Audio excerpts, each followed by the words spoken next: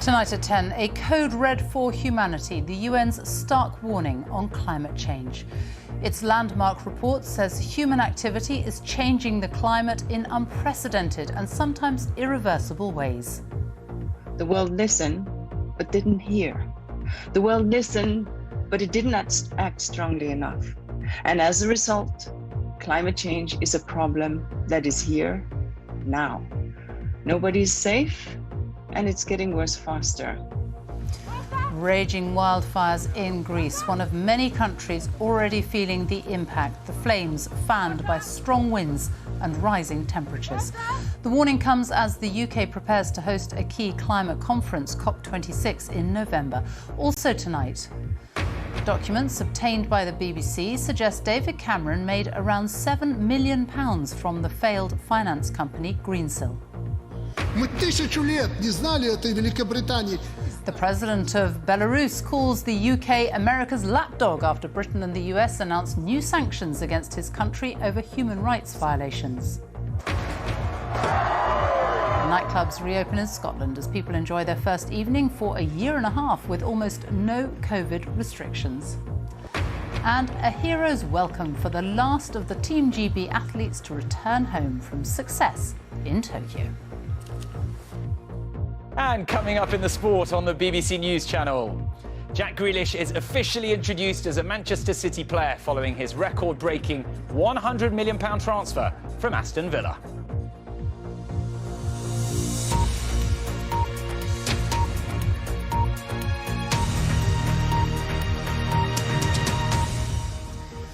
Good evening. UN experts have issued their starkest warning yet on the climate, saying that humans have changed the planet irreversibly. The group of the world's leading scientists say global warming is already causing extreme heat waves, heavy rainfall, droughts and tropical cyclones.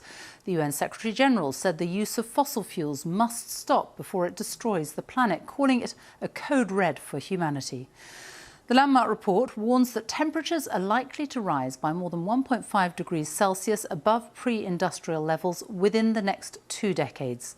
Sea levels have risen 3 times more quickly compared to the previous century. But there is some hope. The report concludes that it's not too late to stop the worst effects of climate change, as long as governments around the world make deep and immediate cuts in carbon emissions. Here's our science editor, David Shookman. As the world gets hotter, it's becoming more threatening. With terrifying scenes of mass escapes from Greek islands, burning amid heat waves, just as devastating fires also hit California. And the new report from the UN Climate Panel says there will be much more of this to come.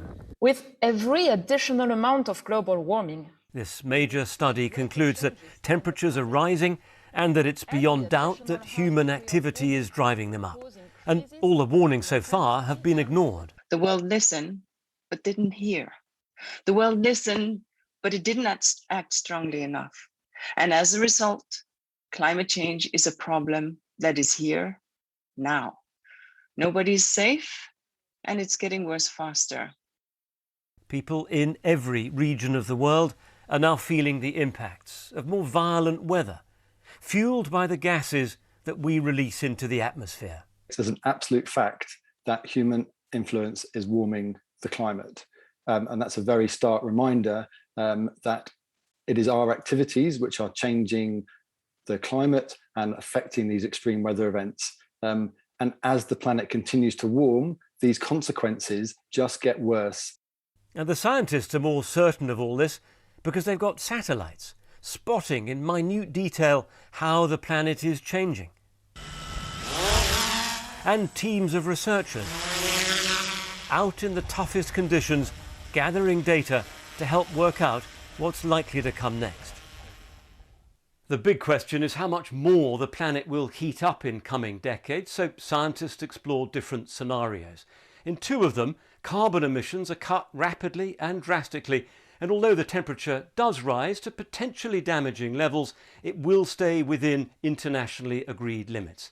But in 2 other scenarios, which are actually much closer to where we're heading right now, we will see dangerous increases in temperature. And the most extreme option would lead to, well, catastrophe. But the message is there is still time to act. In one sentence, this report shows that human action have got us to where we are, but human action can also crucially decide how the future will look like. We are not doomed. There is a lot we can all do, like this project in Cambridge, to fit shades to keep the sun off the windows. This problem's only going to get worse with climate change. We're going to have, I fear, more and more heat waves, and they're going to be worse and worse. So that's why I think it makes sense to shade your windows now, start learning how to adapt. But some changes will be far tougher to deal with. The oceans will keep rising. We just don't know how much. The scientists say that the level of the oceans is bound to go up almost whatever we do. Maybe by 0.5 metre or so by the end of the century if emissions are brought under control, but maybe by 1 metre if they aren't. And of course that would be devastating for millions of people living on coastlines around the world. But they also can't rule out a much larger rise approaching 2 metres.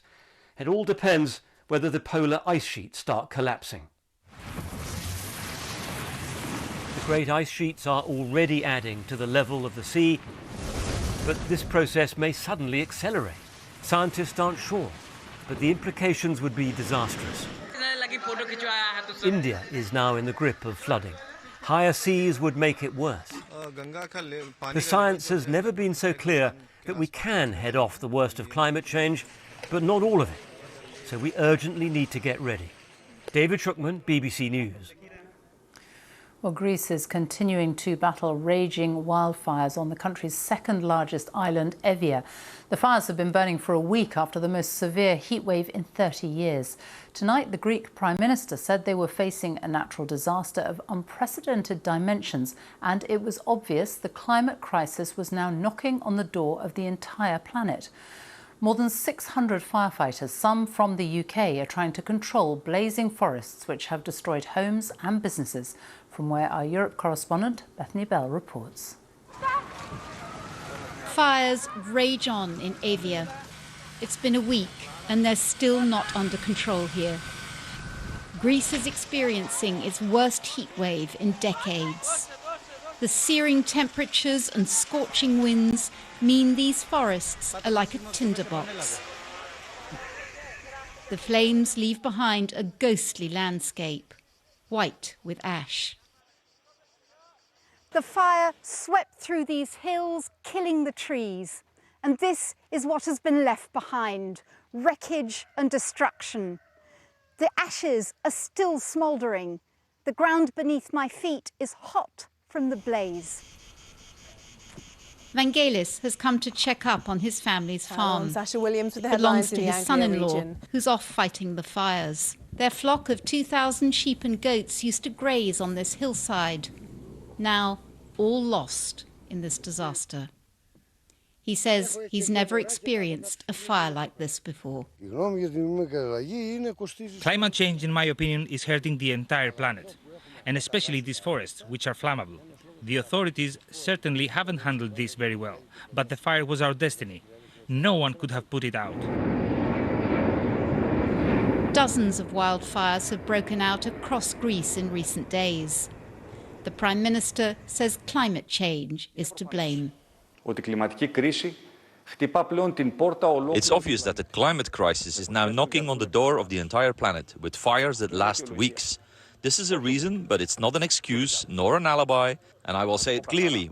We may have done whatever is humanly possible, but in many cases, this did not appear to be enough in the unequal battle with nature. In some areas of Evia, the fires only stopped when they reached the sea. Many locals say they've been abandoned. They say the authorities haven't done enough to protect the forests and their homes. And with temperatures rising, there are fears of more wildfires like this in the years to come. Here in Evia tonight, the fires burn and burn in this parched landscape. The air is full of thick smoke. We've seen fire crews going along this road trying to get there. Greece's Prime Minister says there are more than 600 wildfires that have affected Greece in recent weeks. For the people here in Avia tonight, there's a hope that these fires will finally be brought under control because the winds have died down tonight.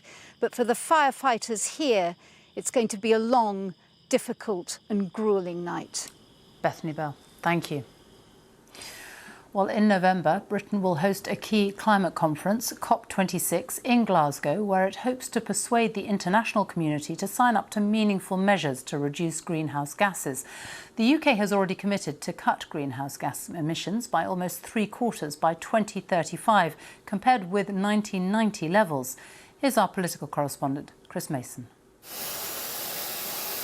Is this the sight and sound of the future under construction? At this factory in Lytham in Lancashire, they make heat pumps, a greener alternative to a gas boiler.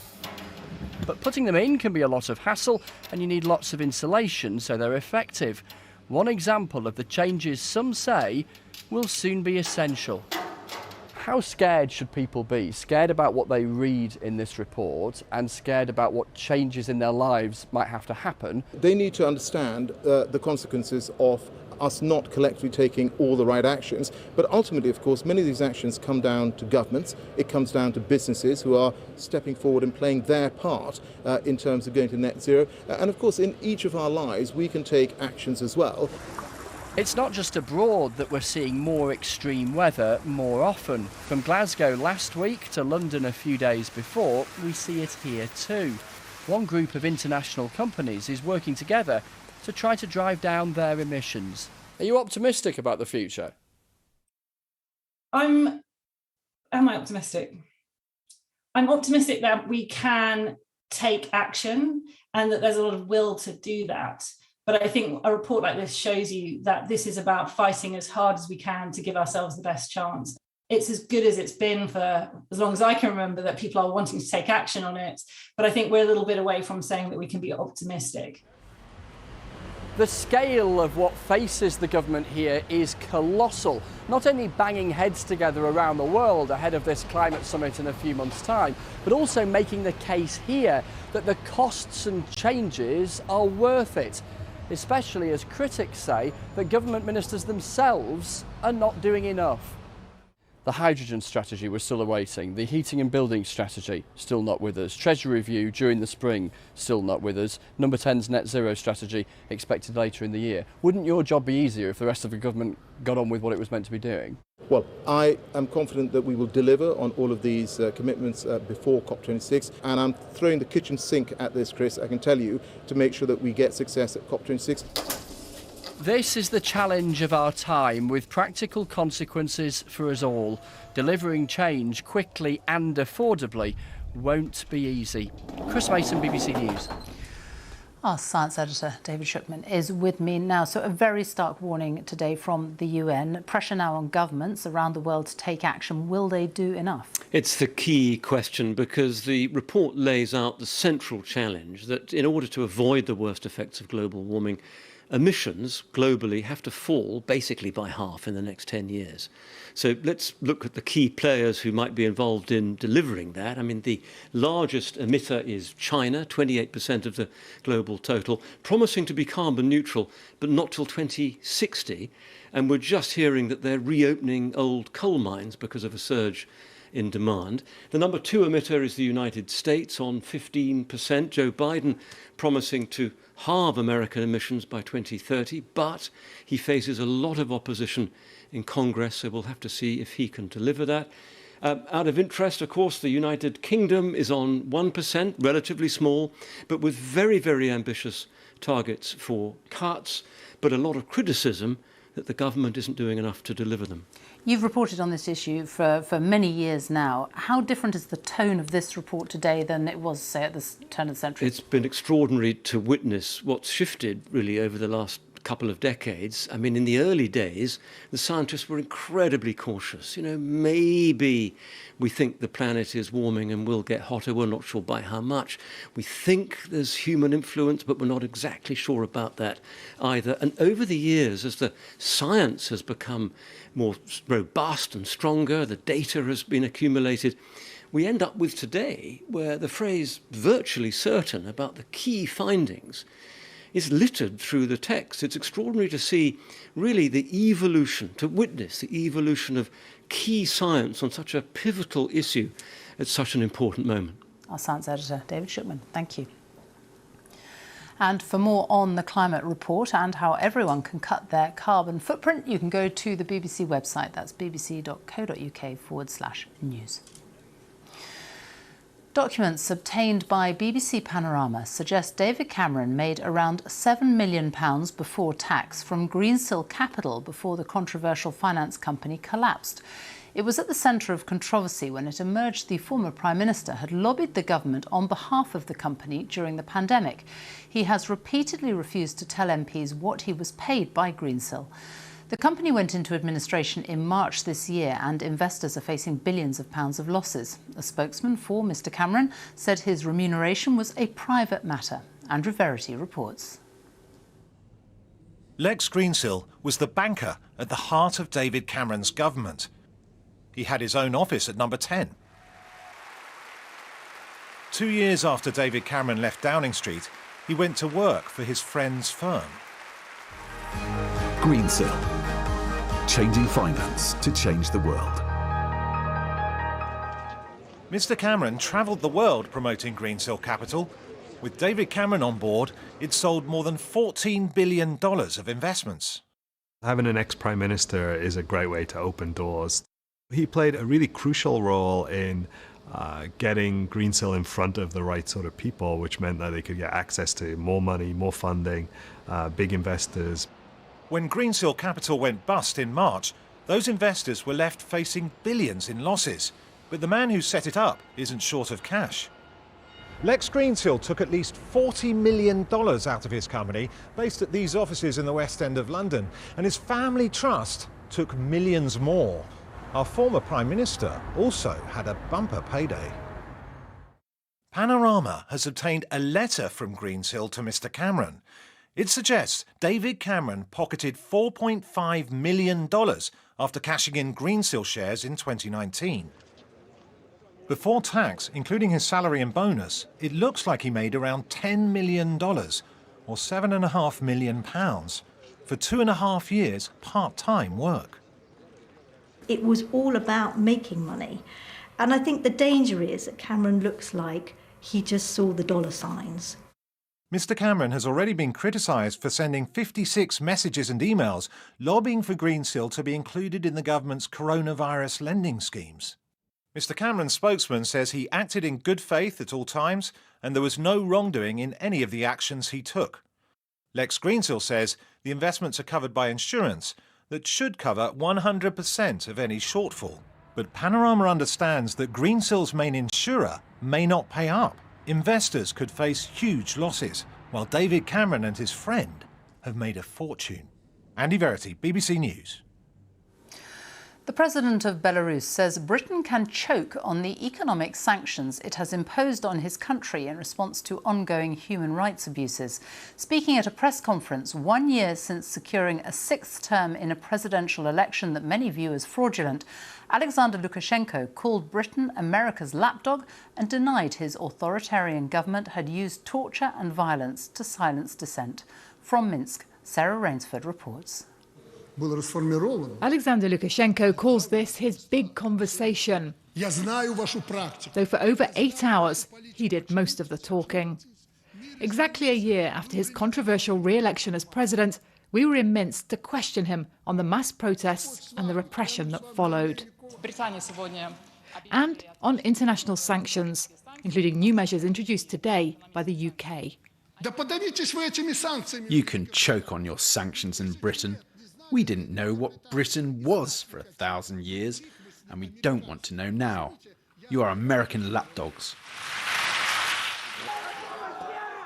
But the punishment is for the vicious suppression of the protests and the torture of hundreds of detainees.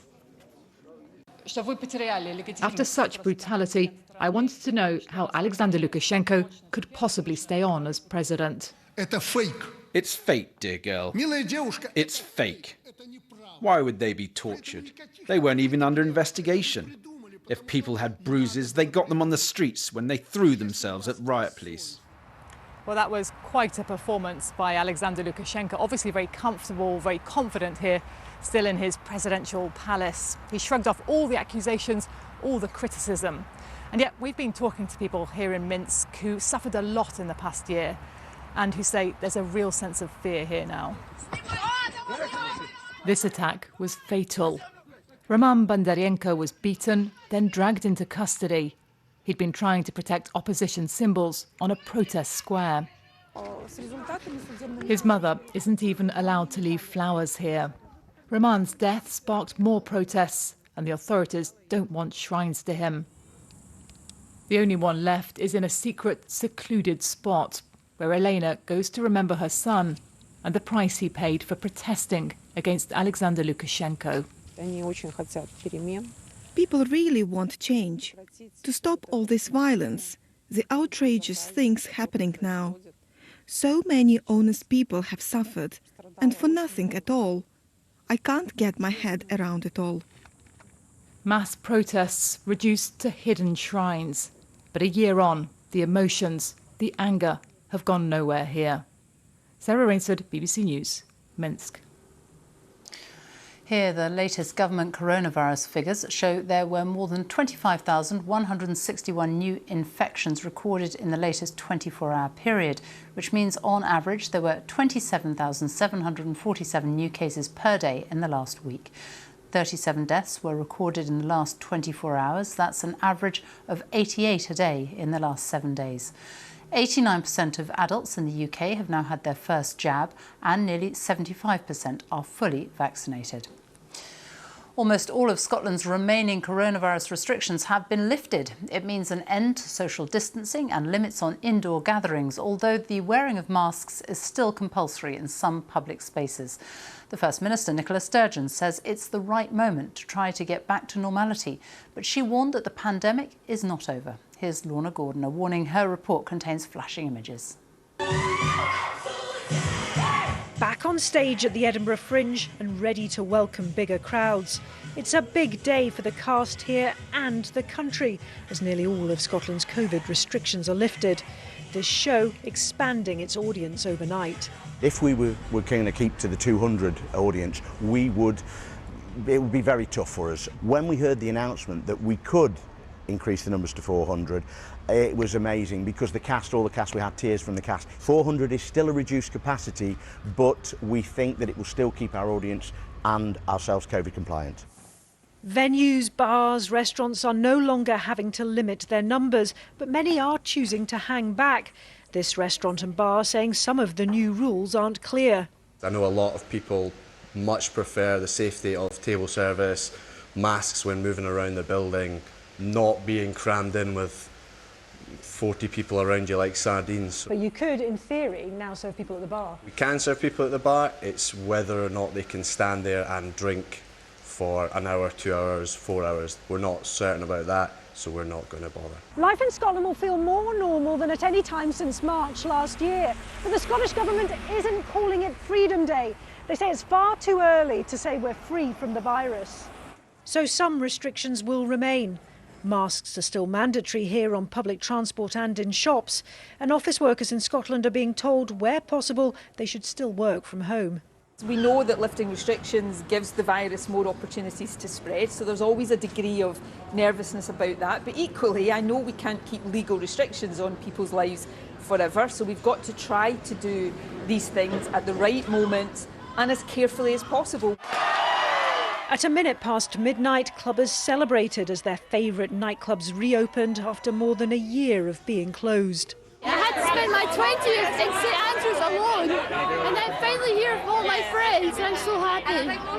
I think it's a little bit irresponsible that everything's opening this soon, but I'm not going to ignore the chance to come and have a good time. The government here is warning that some of the few remaining restrictions could continue through the winter in the hope that any increase in cases can be controlled and further lockdowns can be avoided. Lorna Gordon, BBC News. The last of Team GB's athletes in the Tokyo Olympics landed back at Heathrow Airport today to a hero's welcome. Great Britain claimed 65 medals at the Games, including 22 golds, making it one of the team's most successful Olympics in history. The Queen has congratulated the nation's athletes, saying their hard work has been an inspiration to us all. This report from our correspondent Eleanor Roper contains flashing images. Touchdown from Tokyo. After a Games like no other, it's a welcome home like no other too. Britain's most successful couple ever and first off the plane, Jason and Laura Kenny. With family and friends unable to travel to Japan, today the first day that many athletes have been reunited with their loved ones. How does it feel to be home? It's the best feeling in the world, honestly. I've missed these lot so much. I went there, you know, with dreams. I'll come back and this is what it's all about, these lot here. Oh, it was just absolutely amazing, unbelievable. I didn't expect there to be such a huge reception. Obviously I was looking forward to seeing my family, but I don't think I kind of understood how much it would mean to me seeing them again after so long. So I just don't think I could be happier right now. Along with cyclists, boxers and pentathletes, this plane was carrying 8 golds, 9 silvers and 3 bronze medals. That's 10 kilos of extra weight. Lauren Price, the last to capture gold for Team GB. What do you think this will mean to your nan? I know you're very close. She wasn't able to be there in Japan. I spoke to her every night on FaceTime. She sends me inspirational text messages before my fights, and yeah, she's over the moon. Every time I speak to her, she gets emotional. But without a doubt, the most support today at Heathrow was for Galal Yafai, also a boxing gold medalist, his brothers and mates out in force. An amazing performance. You've had so much support at home. How hard was it competing in Tokyo without anyone there to watch you? You know what, to be fair, I didn't really mind. I was just happy just to get there and just get fighting. It's probably better that no one's there, it didn't distract me. What's next for you? Are you going to turn professional? That's the plan, yeah. Okay, it's exciting. Straight away, you think? I'll have a little rest, just relax and then yeah. So herein ends this summer's Olympic Games, a Games many thought would never happen. Despite the empty stadiums and coronavirus restrictions, Tokyo 2020 providing a much-needed lift for us all. Eleanor Roper, BBC News. And that's it from us now on BBC One. It's time for the news where you are. Good night.